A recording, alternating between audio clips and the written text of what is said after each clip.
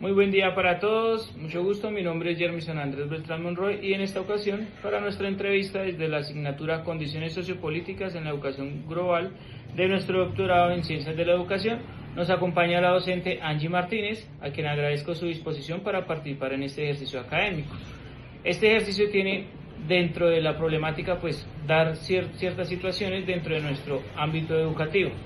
Quisiera por favor que nuestra docente nos presentara o sencillamente se presentara brevemente y nos comparta cuál es su función dentro de nuestro contexto educativo en el cual usted se desempeña.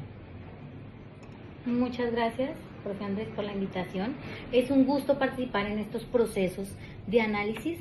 Desde mi experiencia en la educación superior y en modalidad, particularmente en estos procesos se acompaña diseño de experiencias para el aprendizaje en línea, se realiza un seguimiento a estos estudiantes, se fortalecen las estrategias para la permanencia y el éxito académico. Muchísimas gracias, profesora Angie. Desde su experiencia docente, ¿cuáles considera que son esas principales problemáticas educativas las cuales tenemos en nuestra actualidad?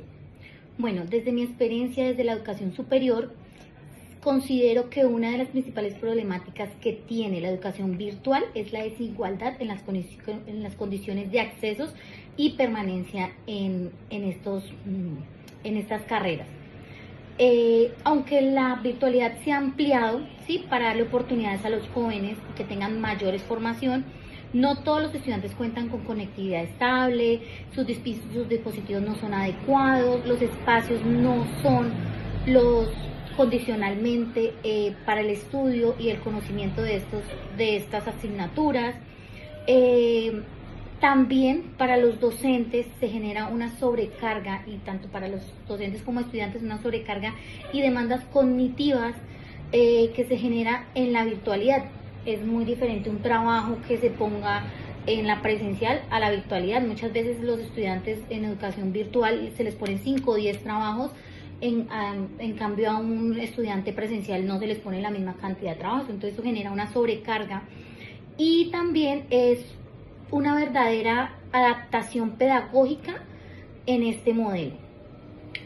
Finalmente, no descartaría la necesidad de fortalecer una cultura de acompañamiento y retroalimentación oportuna en la educación virtual superior.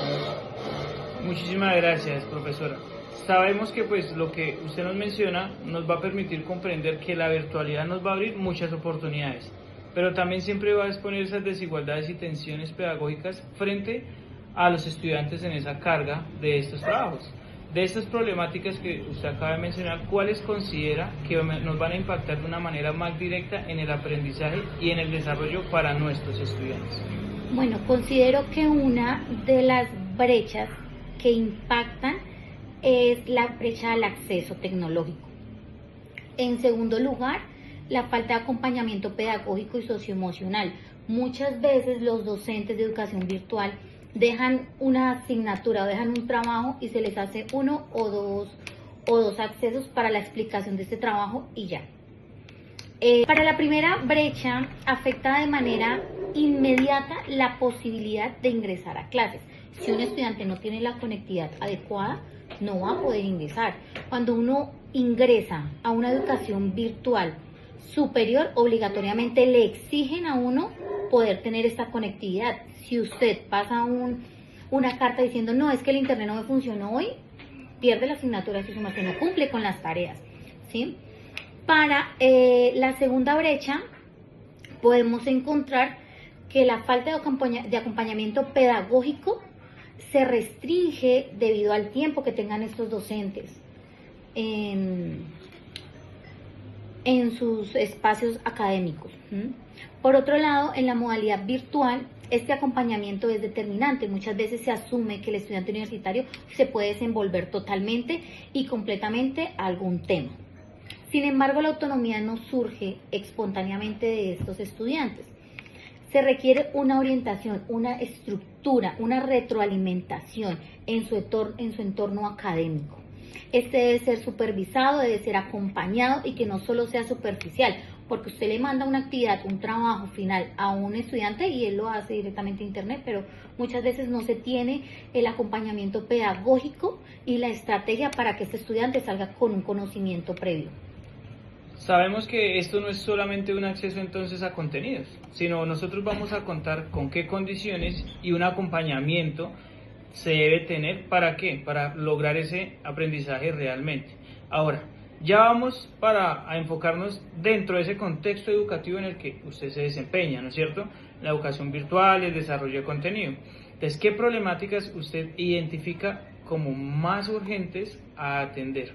Bueno, se encuentran tres. En este contexto de educación superior podemos encontrar tres problemáticas que se deben solucionar inmediatamente. Una es la deserción silenciosa.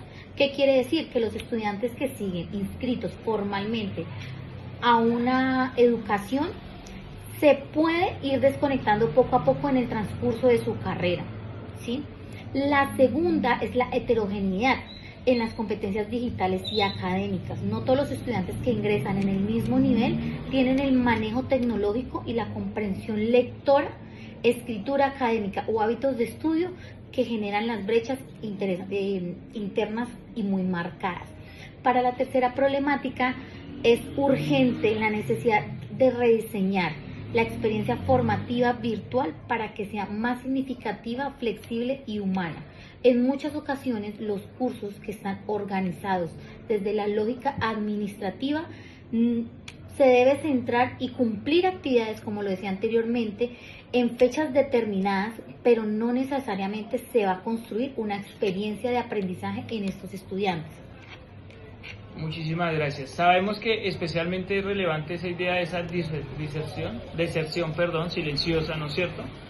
Pero a veces pues ese problema no es tan visible de inmediato. ¿Por qué? Porque nosotros no tenemos esos efectos profundos, no tenemos esa retroalimentación, ese seguimiento contra esa lógica administrativa que se tiene. Pero ¿cómo afectan estas problemáticas a los estudiantes, a los docentes y al funcionamiento general en una institución educativa desde su quehacer docente? Bueno, a los estudiantes se les puede generar tres afectaciones. Primero, el desempeño académico. Pueden pasar mediocremente, pueden pasar en alto. El segundo es el plano emocional y motivacional. Este se puede experimentar en el estudiante la frustración, el cansancio, la ansiedad, sensación de aislamiento, muchas cosas que afectan en su parte emocional, motivacional para continuar este proceso académico. El tercero es la trayectoria educativa, porque se aumentan los riesgos de reprobación y de abandono a esta carrera, ¿sí? A los docentes, estas problemáticas le generan una carga importante. ¿Por qué? Porque responden a los grupos con necesidades muy distintas, brindan un seguimiento individual, ¿sí? Contener situaciones personales y complejas al mismo tiempo de cumplir con exigencias administrativas e institucionales, esto produce un desgaste laboral inmenso.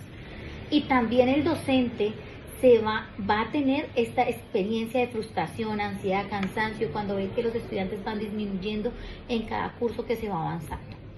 Y esto limita la posibilidad de innovar estrategias pedagógicas en estos estudiantes. En cuanto a la institución, el impacto que refleja en estos indicadores como deserción o abandono en la calidad del servicio educativo no les va a brindar una buena... Estas problemáticas no nos van a afectar solo al estudiante, sino a todo el ecosistema educativo. Desde su experiencia, ¿cómo podemos determinar cuáles problemáticas deben atenderse primero dentro de una institución educativa? Bueno, considero que desde la experiencia que he tenido, me voy a basar en tres criterios principales. El primero es el impacto directo en el aprendizaje y la permanencia del estudiante en la institución. Esto quiere decir que deben atenderse primero aquellas problemáticas que se pone en riesgo la comunidad del proceso formativo y que no limiten significativamente este proceso de aprendizaje. El segundo es la extensión y el alcance del problema.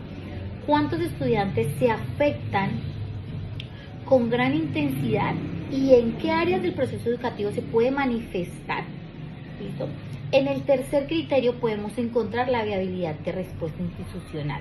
La institución tiene que dar una respuesta a estas faltas que se tienen. Se debe identificar qué acciones se pueden implementar, que sea de manera inmediata, y cuáles son las transformaciones a mediano y a largo plazo para que la comunidad educativa no tenga un descenso en estos estudios. Bien, nosotros sabemos que no siempre lo más urgente para la administración nos va a coincidir con lo importante para el aprendizaje de nuestros estudiantes, ¿sí? Siempre vamos a tener desfasado estas dos metas. ¿Cuáles considera que deberían ser esos criterios más importantes para asignar esa prioridad a una problemática educativa? Bueno, considero que los criterios más importantes son la gravedad del problema, el impacto del aprendizaje en estos estudiantes, la afectación en las poblaciones vulnerables que quieren estudiar y no cuentan con el acceso académico, la posibilidad de prevención y de abandono en la institución educativa y la capacidad institucional que tiene como intervención para solucionar estos problemas inmediatamente. Si es una problemática que compromete el acceso o la permanencia del bienestar del estudiante, debería colocarse en niveles más altos como prioridad. La institución no está obligada a poner conectividad a sus estudiantes, pero sí buscar estrategias para que estos estudiantes que quieran ejercer o trabajar en niveles, tener nivel académico alto, se les pueda brindar estrategias pedagógicas para que ellos también puedan estudiar.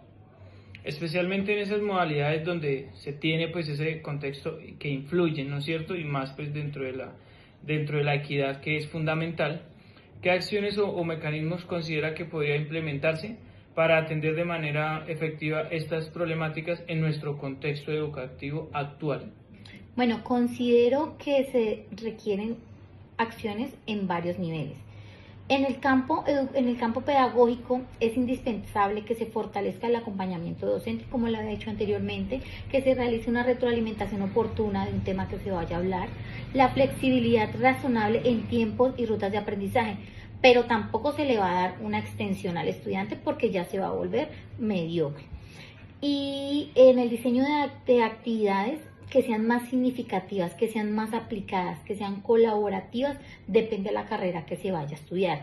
En la modalidad virtual, esto implica que no se debe limitar ni subir materiales a la plataforma, sino generar experiencias donde el estudiante participe activamente, dialogue y ponga en práctica el tema que se está realizando en la vida real, para que así vaya teniendo un aprendizaje más significativo. En el campo institucional es necesario establecer siempre un sistema de alertas. Esto para identificar que el estudiante no tenga en riesgo el abandono a su carrera, así como mecanismos de tutoría académica, asesorías socioemocionales y apoyos tecnológicos. Esto también para fortalecer la inducción y formación en competencias digitales y que el estudio, más que sea autónomo, también tenga su acompañamiento. Esa respuesta nos deja claro que la solución nunca se va a tener desde una sola acción, ¿no es cierto? Sino vamos a tener una articulación entre lo humano, la institución y ante todo nuestro quehacer docente dentro de esta parte pedagógica. Finalmente, profe, desde esa perspectiva vamos a tener cuál va a ser el primer cambio concreto que se debería impulsar para mejorar el contexto educativo en el que usted se está desenvolviendo. Bueno, si yo tuviera que señalar un primer cambio, sería que podría consolidar un modelo integral de acompañamiento estudiantil en la modalidad virtual. Muchas de las problemáticas que se pueden observar son desmotivación, baja participación y dificultades de permanencia en estas carreras. No se resuelven únicamente con más contenido, con más tecnología, no. Lo que hace falta es una estructura institucional de seguimiento que articule lo académico, lo tecnológico y lo socioemocional. Este modelo debería permitir e identificar tempranamente a los estudiantes en riesgo y ofrecer rutas alternas y que sean claras para el apoyo del aprendizaje y fortalecer la comunicación entre docente, coordinador y estudiante. Esto para generar y estructurar, construir una experiencia más cercana y que no sea tan menos impersonal. En mi opinión, la mejora de la educación superior virtual no empieza solamente para cambiar plataformas o aumentar tareas o disminuir tareas, sino para reconocer que el estudiante necesita sentirse acompañado, comprendido y que no esté desafiado de manera pertinente. Muchísimas gracias, profesora, por compartir estas reflexiones. Sin duda, estos aportes nos van a ayudar, pues, inicialmente a comprender con mayor claridad estos desafíos en nuestra educación superior virtual y la importancia de entenderlos desde una perspectiva integral. Como una reflexión final para nuestra entrevista, sabemos que es reconocer que las problemáticas de la educación superior virtual no solo hay dificultades técnicas, sino siempre se van a tener situaciones donde se tienen desigualdades, necesidad de un acompañamiento, de retos institucionales más amplios, especialmente que se haya señalado esa brecha tecnológica, la desmotivación, la deserción silenciosa y esa falta de seguimiento que se impactan directamente con el aprendizaje y la permanencia de los estudiantes, nos muestra que la educación virtual necesita algo más que plataformas, algo más, como usted lo indicaba, de esos contenidos, sino una cercanía y un apoyo oportuno. Considero que atender esas problemáticas nos va a exigir decisiones institucionales más sensibles en el contexto, un enfoque siempre de la equidad, del acompañamiento integral y ante todo siempre demandar esos desafíos actuales que tenemos nosotros con nuestra educación en América Latina. Agradezco nuevamente a la profesora Angie Martínez por su participación y compartir esa experiencia en nuestro análisis en esta entrevista. Muchísimas gracias por su atención. Feliz noche para todos. Gracias a usted por la invitación. Feliz.